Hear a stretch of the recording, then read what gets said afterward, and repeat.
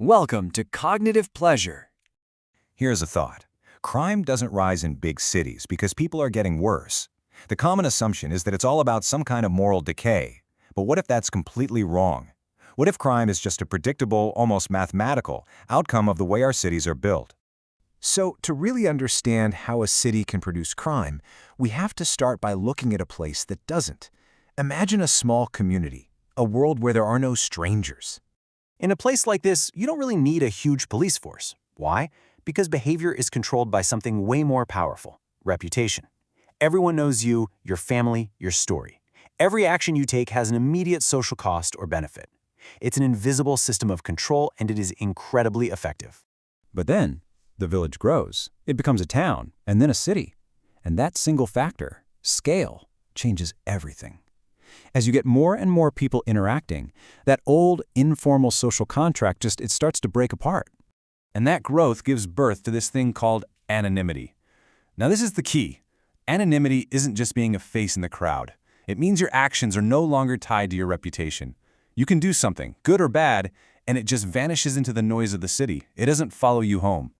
So that raises a really important question.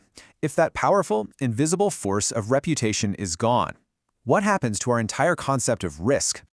This is where the whole equation changes. Risk stops being about what people will think of you. It becomes a cold, simple game of odds, a game of statistical probability. Think about it this way. As a city grows, the number of interactions between people doesn't just go up a little, it explodes. It grows exponentially. But our ability to police all those interactions, that only grows in a straight line, linearly. You can see it right here, this massive gap that opens up. It's an accountability gap. And this is the part that feels so wrong, but is structurally true. Even if you hire more police, even if you increase the budget, the sheer number of interactions means the chance of any single crime being spotted and punished goes down. It becomes a probability problem. Now, this new math isn't just an abstract idea. It physically reshapes the city around you. It creates what you could almost call a marketplace.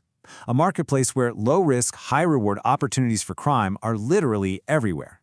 Suddenly, a crowded subway car isn't just a way to get to work. It's a dense collection of anonymous people who are all distracted. It's a perfect hunting ground. Or just look at a busy street.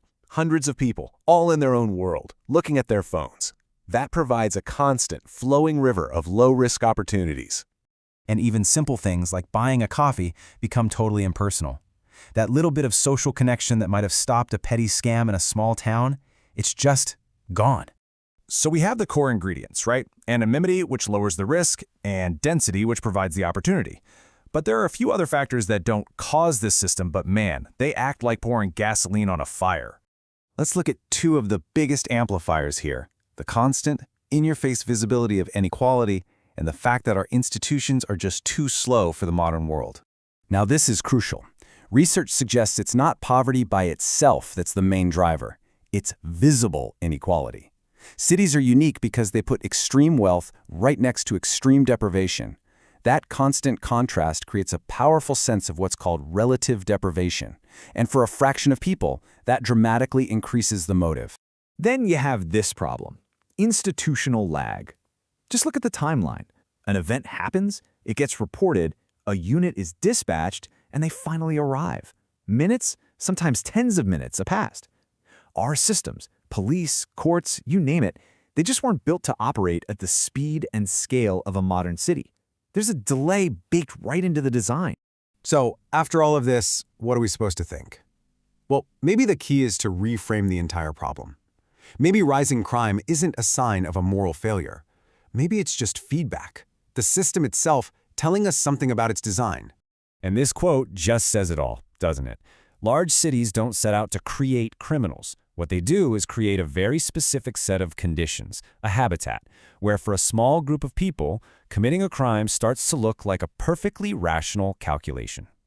And that leads us to the final, unsettling insight. The issue isn't a failure of the people living in the city. It's feedback on the design of the city itself, a system built without fully accounting for what happens to human incentives at massive scale. The problem is not the people, it is the design. Subscribe for more. This is Cognitive Pleasure.